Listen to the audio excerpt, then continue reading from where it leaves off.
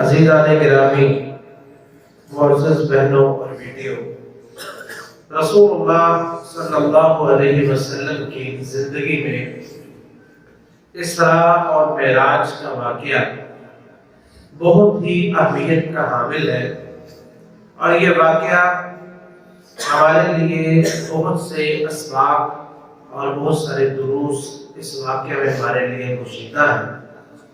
یہ اسراء اور معراج یہ دو الگ الگ چیزیں ہیں، اور اسراء کا مطلب ہوتا ہے کہ ایک رات کے وقت ایک جگہ سے دوسری جگہ پہ جانا، جس کی طرف اللہ رب العزت نے قرآن مجید کی سورہ بنی اسرائیل میں ذکر فرمایا کہ سبحان الذی اسری بعبدہ لیلا من المسجد الحرام الى المسجد الاقصى الذي بارکنا حولہ لنریہ من آیاتنا۔ سبحان الذی کہ پاک ہے وہ ذات اسری بعبدہ جو اپنے بندے کو رات کے وقت میں لے گئی، کہاں سے؟ من المسجد الحرام الى المسجد الاقصى، مسجد حرام سے مسجد اقصی کی طرف، لنریہ من آیاتنا تاکہ ہم اسے اپنی نشانیاں دکھلائیں، لنریہ من آیاتنا تاکہ ہم اسے اپنی بڑی بڑی نشانیاں دکھلائیں۔ تو یہ جو اللہ تعالیٰ نے اس کی ابتدا سبحان سے کی ہے، یہ عام طور پر اللہ رب العزت نے ایسے واقعات سے پہلے اپنی اس قدرت اور اپنی پاکیزگی کا اظہار فرماتے ہیں کہ جہاں وہ بہت بڑا واقعہ اور محیر العقول قسم کی چیزیں اس میں ہوں، اور یہ اسراء اور معراج کا واقعہ یہ عقل سے برا ایک چیز ہے، انسانی عقل وہاں تک نہیں پہنچ سکتی، کیونکہ یہ رسول اللہ صلی اللہ علیہ وسلم کے معجزات میں سے ایک معجزہ ہے، اور معجزہ کہتے ہی اسے ہے جو انسانی عقل سے اوپر ہو جائے، جو انسانی عقل سے ماورا ہو، وہ معجزہ کہلاتا ہے۔ تو یہ ایک واقعہ تھا اسراء کا، جس میں رسول اللہ صلی اللہ علیہ وسلم کو بیت الحرام سے مسجد اقصی تک لے جائے گا، پھر آپ کو آسمانوں کی سیر کروائے گی۔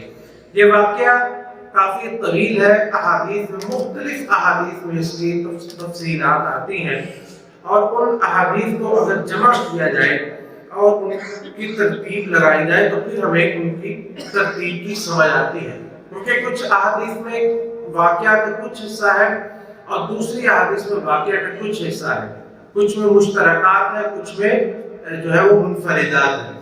تو ان میں ان کو جب اکٹھا کیا جائے تو واقعہ کی تفصیل پھر سمجھ آتی ہے۔ تو ہم نے یہ کوشش کی ہے کہ اس واقعہ کو ترتیب وار جس طرح یہ واقعہ ہوا ہے نا اس طرح بیان کریں۔ تو اس کے لیے دو خطبات جمعہ اس کا جو ہے وہ ہمیں اہتمام کرنا پڑے گا۔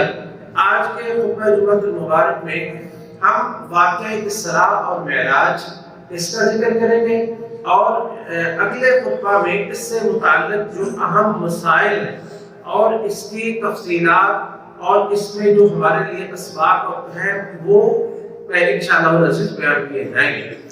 حضرات گرامی، واقعہ اسراء اور معراج اس کا وقت کون سا تھا اور اس کی تاریخ کون سی تھی اور یہ سال کون سا تھا، یہ چیزیں جو ہے سال مہینہ یعنی سال اور تاریخ یہ بالکل نامعلوم ہے۔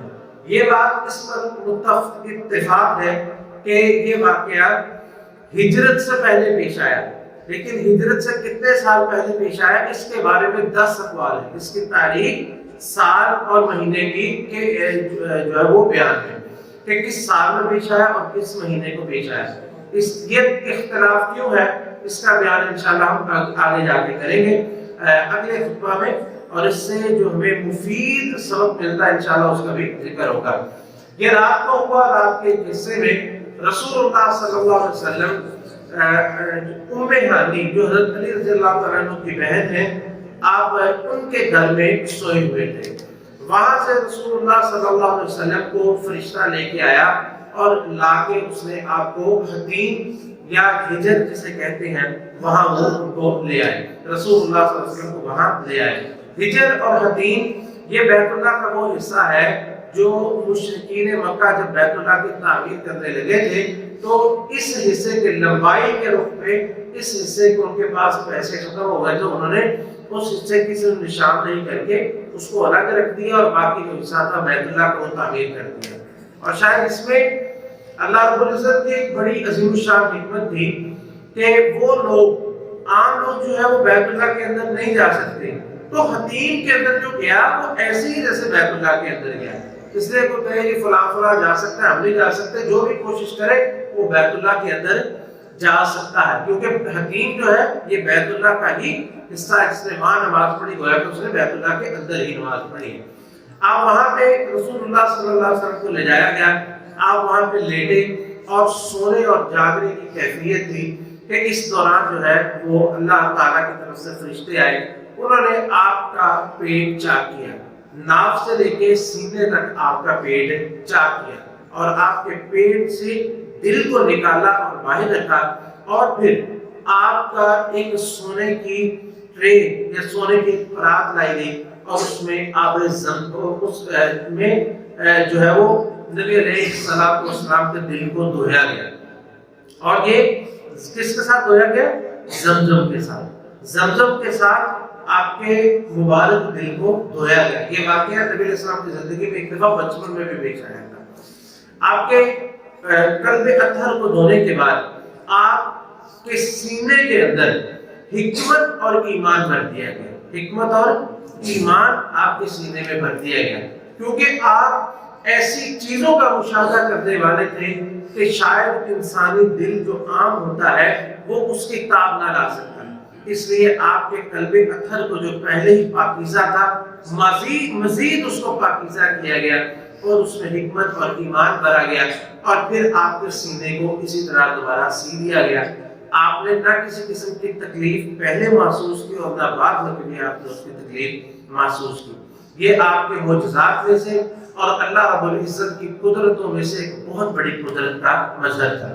اس کے بعد آپ کے لیے براق کو لایا گیا. آپ نے فرمایا براق ایک سفید رنگ کا جانور ہے جو گدھے سے بڑا اور گھوڑے سے چھوٹا، اس کی درمیانی شکل تھی، اور وہ بڑا طویل اس کا قد تھا اور رنگ اس کا سفید تھا. نبی کریم صلی اللہ علیہ وسلم کو کہا گیا کہ آپ اس پر تشریف رکھیں. رسول اللہ صلی اللہ علیہ وسلم اس میں بیٹھنے لگے تو وہ شوخیاں کرنے لگا. شاید وہ شوخیاں ایسے ہی کرتا ہو جیسے کہ احد نے کی تھی کہ نبی کریم صلی اللہ علیہ وسلم آپ احد پہ چڑھے تو آپ کے ساتھ ابو بکر عمر اور عثمان تھے. آپ نے فرمایا اس وقت احد ہلنے لگا محبت کے ساتھ اور پیار کے ساتھ. تو آپ نے فرمایا اس وقت احد فما علیک الا نبی اور صدیق و شہیدہ. احد ٹھہر جا، ایک نبی ایک صدیق اور دو شہید تجھ پر ہے، لیکن ان کو کسی کو نقصان ہی نہ پہنچے. وہ براق شوخیاں کرنے لگا تو جبریل علیہ السلام نے اسے ڈانٹا اور اسے کہنے لگے کہ آج تک اس ہستی سے زیادہ عزت دار اور مؤثر ہستی تجھ پہ کبھی سوار نہیں ہوئی، تو شوخیاں کرتا ہے. تو وہ براق اس قدر اس نے جھنجھلی لی اور وہ پسینے میں ڈوب گیا. یہ بات سن کے کہ اتنی عظیم الشان ہستی مجھ پہ سواری کرنے لگی ہے تو وہ اور پسینے میں ڈوب گیا. نبی کریم صلی اللہ علیہ وسلم کو براق پہ سواری کروائی گئی. آپ اس پہ تشریف رکھیے اور آپ نے فرمایا کہ براق کیسے چلتا تھا، جہاں تک اس کی حد نگاہ تھی وہاں اس کا ایک قدم پڑتا. اتنی جو ہے وہ اس کی سپیڈ، جہاں اس کی نگاہ جاتی تھی وہاں اس کا ایک قدم پڑتا تھا. آپ صلی اللہ علیہ وسلم وہاں سے آپ کو لے جا کے آپ کو مسجد اقصیٰ کی طرف لے جایا گیا. مسجد اقصیٰ میں جب آپ پہنچے تو یہ مسجد اقصیٰ اور بیت اللہ کا سفر 40 دن کا سفر ہے. کتنے دنوں کا؟ 40 دنوں کا اس وقت یہ سفر تھا. چنانچہ وہاں پر براق کو جبریل علیہ السلام نے ایک جگہ دی. اس جگہ پہ تمام انبیاء اپنی سواریوں کو باندھا کرتے تھے اور وہاں پہ رسول کریم صلی اللہ علیہ وسلم کی سواری براق کو بھی وہیں پہ باندھ دیا گیا. چنانچہ آپ مسجد میں داخل ہوئے، آپ کے لیے انبیاء کو سب کو بلایا گیا. انبیاء کرام وہاں پہ روحن آئے یا روحن اور جسدن آئے. یہ اللہ رب العزت بہتر جانتا ہے۔ اللہ تعالیٰ کی قدرتوں میں سے ایک یہ قدرت ہے، اللہ جیسے چاہتا ہے وہ کر لیتے ہیں، کیونکہ بہت سارے انبیاء اس میں رستے میں بھی آپ کی حضرت موسیٰ علیہ السلام کو آپ نے دیکھا تھا کہ وہاں سے آپ نے گزرے، آپ نے فرمایا میں نے موسیٰ علیہ السلام کو دیکھا آپ قبر میں نماز پڑھ رہے تھے، یہ کیسے تھا یہ اللہ ہی بہتر جانتا ہے۔ وہاں بھی دیکھا موسیٰ علیہ السلام اور تمام انبیاء جو تھے وہ وہاں بھی ان سب کی حاضری ہوئی، چنانچہ رسول اللہ صلی اللہ علیہ وسلم کو کہا گیا کہ آپ اس کو نماز پڑھائیں۔ رسول اللہ صلی اللہ علیہ وسلم نے سب انبیاء کو نماز پڑھائی، اور اس کے بعد پھر آپ کے لیے مہمان نوازی کے لیے 4 چیزیں پیش کی گئی۔ 4 چیزیں، کتنی چیزیں؟ 4 چیزیں۔ یہ مختلف روایات میں آتا ہے، عام آپ پڑھیں گے تو یہی ہوگا کہ دودھ تھا اور شراب تھی، لیکن دوسری روایات کو جمع کریں تو ایک روایت میں آتا ہے کہ شہد بھی لایا گیا اور پانی بھی لایا گیا۔ یہ 4 چیزیں آپ کو پیش کی گئی، یعنی دودھ، شہد، پانی اور شراب۔ تو یہ 4 چیزیں تھی، تو رسول اللہ صلی اللہ علیہ وسلم نے اس میں سے دودھ کا انتخاب کیا۔ تو جبریل علیہ السلام نے اس پر خوشی کا اظہار فرمایا اور کہنے لگے کہ اگر آپ شراب کا انتخاب کرتے تو آپ کی امت گمراہ ہو جاتی۔ چنانچہ نبی کریم صلی اللہ علیہ وسلم نے آسمانی مہمان نوازی، دودھ سے آپ سے اور اس سے لطف اندوز ہوئے، اور پھر اس کے بعد آپ کو آسمانوں کی طرف لے جایا گیا۔ براق آپ کا جو ہے وہ وہیں پہ رہا، اور پھر آپ کو آسمانوں پہ لے جایا گیا۔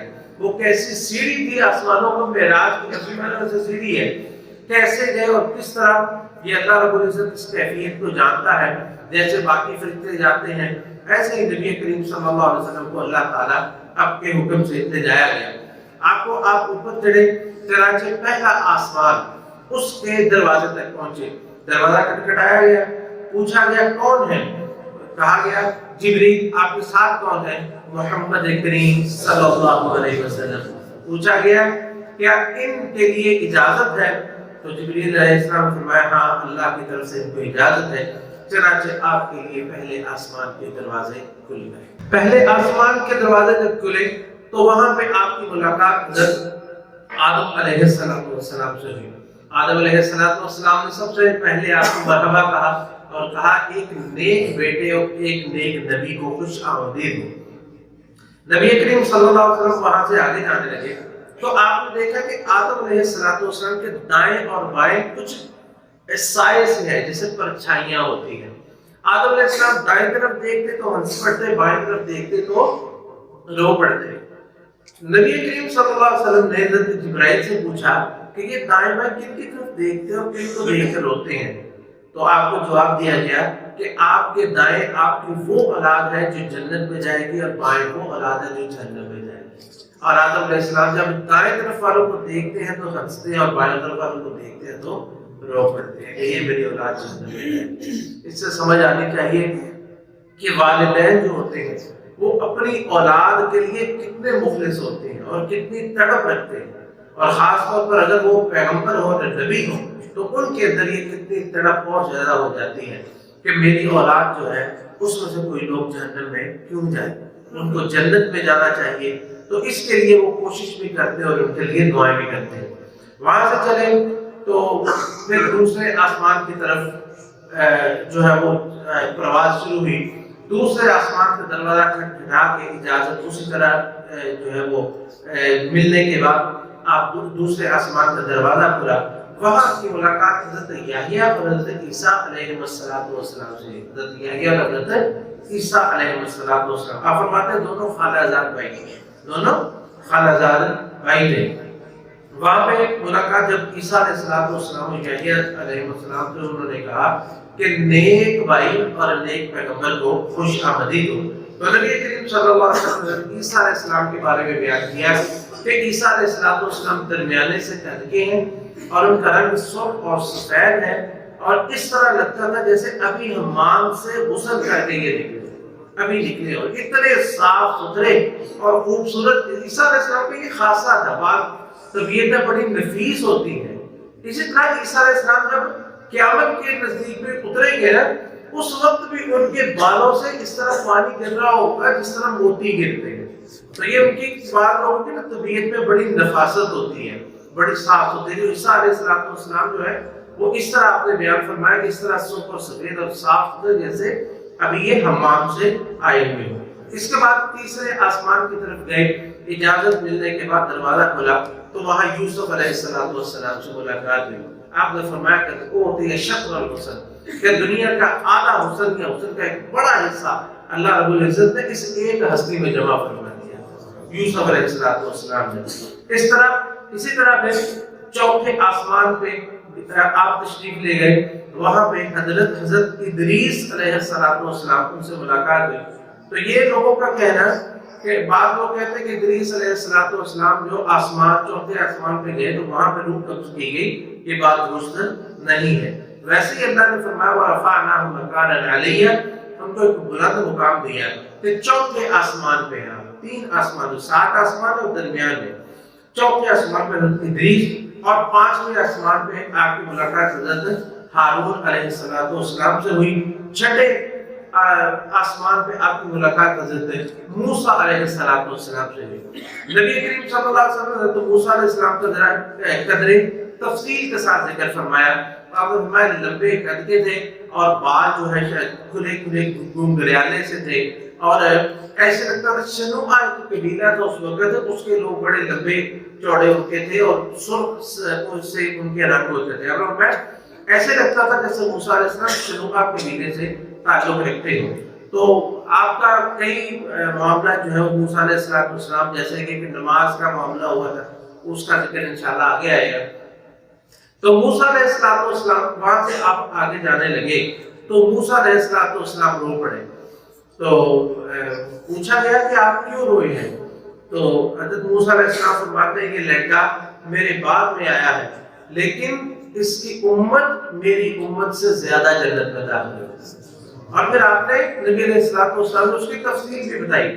آپ نے فرمایا میں معراج پہ جب گیا مجھے آسمان کی طرف لے جایا گیا.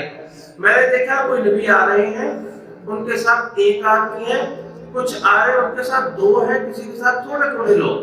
پھر میں نے دیکھا بہت بڑا جو ہے وہ لشکر جو ہے وہ میرے لیے ظاہر کیا گیا. میں نے سمجھا یہ جو ہے وہ میری امت ہوگی. آپ کو کہا گیا نہیں بلکہ یہ موسیٰ علیہ السلام کی امت ہے. کہتے ہیں مجھے بتایا گیا آپ کی امت ادھر دیکھیے. دوسری طرف میں نے دیکھا میری امت ایسی تھی کہ وہ دائیں بائیں اس نے سارے جو افق جو ہے اس کو گھیرا ہوا تھا. کتنی زیادہ اتنی بڑی امت تھی. آپ کو کہا گیا کہ یہ امت ہے کہ اس طرف آپ دیکھیں تو آپ کو دائیں بائیں دیکھنا پڑے. اتنی بڑی تعداد جو ہے وہ جنت میں داخل ہوگی اور ان کے علاوہ 70,000 ایسے لوگ ہوں گے جن کو اللہ بغیر حساب کتاب سے جنت میں داخل ہوگا. یہ وہ لوگ ہوں گے جو ہے وہ ڈب لگواتے یعنی لوہا جو لگاتے ہوتے تھے پہلے کچھ زخم ہو جائے تو وہاں پہ گرم کر کے اور اللہ پر توکل کرتے ہیں، نہ وہ بدفعلی لیتے ہیں اور اس طرح کے کام وہ نہیں کرتے اور اللہ پر خالص توکل کرتے ہیں. تو یہ آپ نے وہاں پہ اپنی امت اور باقی امتوں کو موسیٰ علیہ السلام کی امت کو دیکھا. تو موسیٰ علیہ السلام اس وجہ سے نہیں روئے کہ اس کی امت محمد کریم صلی اللہ علیہ وسلم کی امت کتنی تعداد میں کوئی جنت میں جا رہی، بلکہ اس بات کو روئے رونا ان کو اپنی امت پہ آیا تھا کہ یہ محمد صلی اللہ علیہ وسلم ہے اور ان کی امت نے ان کی اتنی فرما برداری کی اور اتنی اطاعت گزاری کی کہ سب سے زیادہ جنت میں داخل ہو جائے اور میری امت میری باتیں نہیں مانی اور انہوں نے فرما برداری چند لوگوں نے کی ہے اور وہ جنت میں جائیں گے. تو اس کے بعد اب 7ویں آسمان کی طرف آپ رفتے سفر آپ کا ہوا. 7ویں آسمان کا دروازہ کھلا تو وہاں پہ ابراہیم علیہ السلام سے ملاقات ہوئی اور آپ کو کہا گیا، آپ کا تعارف کیسے کروایا گیا؟ آپ کو کہا گیا کہ یہ آپ کے والد گرامی آپ کے ابا جی حضرت ابراہیم علیہ السلام. آپ نے فرمایا کسی نے ابراہیم کو دیکھنا ہو تو وہ مجھ محمد کو دیکھنا صلی اللہ علیہ وسلم. کتنا شاندار تعارف ہے کہ جس نے ابراہیم کو دیکھنا ہے وہ محمد کریم صلی اللہ علیہ وسلم کو دیکھ لے. تو ابراہیم علیہ السلام نے بڑے محبت کے ساتھ اور پیار کے ساتھ آپ کا استقبال کیا کیونکہ آپ ان کی دعا تھے نا. آپ نے فرمایا نیک بیٹے اور نیک پیغمبر کو خوش آمدید ہو. ابراہیم علیہ السلام سے ملاقات ہوئی تو آپ بیت المعمور اس کو ٹیک لگا کے بیٹھے ہوئے تھے. تو آپ نے بیت المعمور کا بھی بتایا کہ بیت المعمور کے بیت اللہ کے اوپر یہ آسمانوں میں ایک اللہ نے فرشتوں کے لیے عبادت کا گھر بنایا ہے، اور روزانہ 70,000 فرشتے اس میں عبادت کے لیے داخل ہوتے ہیں، اور جو ایک دفعہ اس میں داخل ہو گیا وہ قیامت تک اس کی باری دوبارہ نہیں ہے۔ اتنی بڑی تعداد میں فرشتے، حالانکہ ان کو موت نہیں ہے، اللہ نے اتنی بڑی تعداد میں فرشتوں کو پیدا فرمایا۔ یہاں ہمیں اپنی اوقات کو سمجھنا چاہیے کہ ہم جو اللہ کی عبادت کرتے ہیں اس سے اللہ کو کیا فائدہ ہے، اس کا فائدہ اور نقصان ہماری ذات کو ہے۔ اللہ کی عبادت کرنے کے لیے فرشتے تھوڑی ہیں کہ جب سے پیدا ہوئے کئی فرشتے ہیں جو سجدے میں ہیں، اور کتنے فرشتے پیدا ہوتے ہی وہ رکوع میں، اور کتنے فرشتے پیدا ہوتے ہی وہ قیام میں ہیں، لیکن جب وہ قیامت قائم ہوگی اسی حالت میں اللہ رب العزت ان کو موت دے دے گا، اور وہ یہی سمجھے کہ ہم نے اللہ کا حق ادا نہیں کیا۔ ہم سمجھتے ہم نے جو ہے وہ اللہ کی بڑی عبادت کی، اور اس میں بڑا بعض لوگوں کو ناز ہوتا ہے کہ ہم نمازیں پڑھتے ہیں، یہ جو بھی عبادت کرتے ہیں، جو بھی ہم اللہ کی خوشنودی کے لیے کرتے ہیں، اس میں ہمارا ہی فائدہ، اللہ کا کوئی فائدہ نہیں ہے۔ کوئی بھی نہ اللہ کی تعریف کرے، نہ فرشتے، نہ انسان، نہ کائنات کی کوئی بھی ہستی۔ اللہ تعالیٰ کی تعریف جو ہے وہ حمید ہے، اس کی ویسے ہی تعریفیں، وہ تعریفوں کے لائق ہے، اس کو کسی کی تعریفوں کی ضرورت نہیں، کسی کی عبادت کی بھی ضرورت نہیں ہے۔ تو یہ ہمارے لیے خوش قسمتی ہے، اللہ تعالیٰ نے ہمیں دنیا میں گھر دیا بیت اللہ الحرام، تو اس میں ہمیں اجازت ہے جتنی کسی کو توفیق ملتی ہے زندگی میں بار بار چکر لگاتا رہے۔ ایک سفر میں کتنے دفعہ اس میں جاتے ہیں اور کتنے اس میں چکر لگاتے ہیں۔ اگر ہمارے لیے بھی ایک پابندی لگ جاتی کہ دنیا میں زندگی میں صرف ایک دفعہ ہی اس کو دیکھنا ہے، وہاں پہ جانا ہے، تو کتنی حسرت کتنے لوگوں کے دلوں میں ہوتی۔ تو یہ فرشتے جو ہے ایک دفعہ جو داخل ہو گئے دوبارہ اس کو موقع نہیں ملتا۔ پھر ابراہیم علیہ السلام سے جب ملاقات ہوئی تو ابراہیم علیہ السلام نے نبی کریم صلی اللہ علیہ وسلم سے محبت سے اور پیار سے ملاقات کرنے کے بعد فرمایا کہ اے محمد صلی اللہ علیہ وسلم، اقرأ امتک منی السلام، اپنی امت کو میری طرف سے سلام دے دیجیے۔ اپنی امت کو یا سب کو سلام بھیجا ہے، میری امت کو سلام دے دیجیے۔ آپ تک پہنچ گیا نا پیغام؟ تو فرماتے ہیں کہ ان کو ایک بات بتلائیے کہ ان الجنت طیبۃ التربہ، کہ جنت جو ہے اس کی مٹی بڑی زرخیز ہے اور اس کا پانی بڑا ہی شاندار ہے، لیکن وَأَنَّهَا قَيْعَانٌ، لیکن وہ چٹیل میدان اللہ تعالیٰ نے اسے بنایا ہوا ہے۔ تو اس میں میری اپنی امت کو کہو کہ اس میں کاشتکاری کرنا، اس میں کاشتکاری کرنا۔ تو کاشتکاری کیسے کرنی ہے وہ بھی ساتھ ہی بتا دیے، وَإِنَّ غُرَاسَهَا سبحان اللہ والحمد للہ ولا الہ الا اللہ واللہ اکبر، اور دوسری روایت میں إِنَّ غُرَاسَهَا لا حول ولا قوة الا باللہ۔ یہ 5 کلمات جو ہیں یہ جنت میں کاشتکاری کا سبب بنتے ہیں۔ جب کوئی انسان ان میں سے ایک کلمہ بولتا ہے تو اللہ رب العزت جنت کے لائق جس طرح کا درخت ہے ایک درخت اس کے لیے وہاں پہ اگا دیتے ہیں۔ جتنی کاشتکاری اس میں کسی نے کرنی ہے وہاں کر لے۔ ایسا نہیں ہوگا کہ ہم زیادہ پڑھیں تو ہماری زمین کم ہو جائے گی، نہیں، جتنا زیادہ پڑھتے رہیں گے اللہ رب العزت اتنی ہی زمینیں اور عطا فرماتے رہیں گے۔ اور جنت کا درخت ایک حدیث میں ہے کہ ایک جنت میں ایسے ایسے درخت ہیں کہ ایک تیز رفتار گھڑ سوار میں چلتا رہے تو 700 سال تک اس کے سائے سے نہ نکلے۔ اتنے بڑے بڑے درخت اللہ تعالیٰ ایک کلمہ بولنے سے اگا دیتے ہیں۔ تو کتنا مشکل ہے کہ دن میں کوئی بندہ کو 1000 2000 جو ہے وہ اپنی کاشتکاری کر لے تو کتنا اس کے لیے فائدہ ہے، کتنی جو ایک درخت کا ساتھ ہوتی ہے زمین میں تو ساتھ ملے گی نا۔ اللہ تعالیٰ ہمیں اس کی توفیق نصیب فرمائے۔ اس کے بعد آپ کو سدرۃ المنتہا تک لے جایا گیا۔ سدرۃ المنتہا اور اس کی تفصیل ہم اگلے خطبے میں بیان کرتے ہیں۔ حضرات گرامی، 7ویں آسمان پہ ہی آپ کو سدرۃ المنتہا تک بلند کیا گیا، وہیں پہ سدرۃ المنتہا ہے۔ بیری کے درخت کو کہتے ہیں، سدرۃ بیری کے درخت کو کہتے ہیں، اور اس کو المنتہا اس لیے کیا جاتا ہے۔ سدرۃ المنتہا بیری کا ایسا درخت جہاں پہ انتہا ہو جاتی ہے، یعنی کوئی بھی اللہ تعالیٰ کی جو مخلوقات ہیں وہ فرشتے ہوں یا انبیاء ہوں، اس سے آگے کوئی نہیں جا سکتا۔ ایک تو آسمان کی طرف سے اللہ تعالیٰ کی طرف سے جو احکامات آتے ہیں وہ ان کی انتہا وہاں پہ ہے، اور جو نیچے سے جو اعمال چڑھتے ہیں، فرشتے جاتے ہیں یا نبی علیہ السلام نے جو بھی جس کو بھی اللہ نے چاہا تو وہاں پہ گئے تو ان کی انتہا بھی وہاں پر ہے۔ تو یہ ہے سدرۃ المنتہا، ایک بیری کا درخت ہے جو اتنا خوبصورت ہے کہ ان کا حسن ناقابل بیان ہے۔ نبی کریم صلی اللہ علیہ وسلم نے فرمایا کہ اس کے جو بیر لگے ہوئے تھے وہ ایک قبیلہ ہے، اس کے جو ہے وہ بڑے بڑے مٹکے ان کے پاس ہوتے تھے، تو آپ نے فرمایا کہ ان کے ہجر قبیلہ جو ہے ان کے مٹکوں کی طرح کے وہ بیر اس میں لگے ہوئے تھے، اور اس کے پتے، بیری کے پتے آپ جانتے ہیں بہت چھوٹے ہوتے ہیں، لیکن اس درخت کے پتے اتنے بڑے بڑے تھے جس طرح ہاتھی کے کان ہوتے ہیں، اتنے بڑے بڑے تھے۔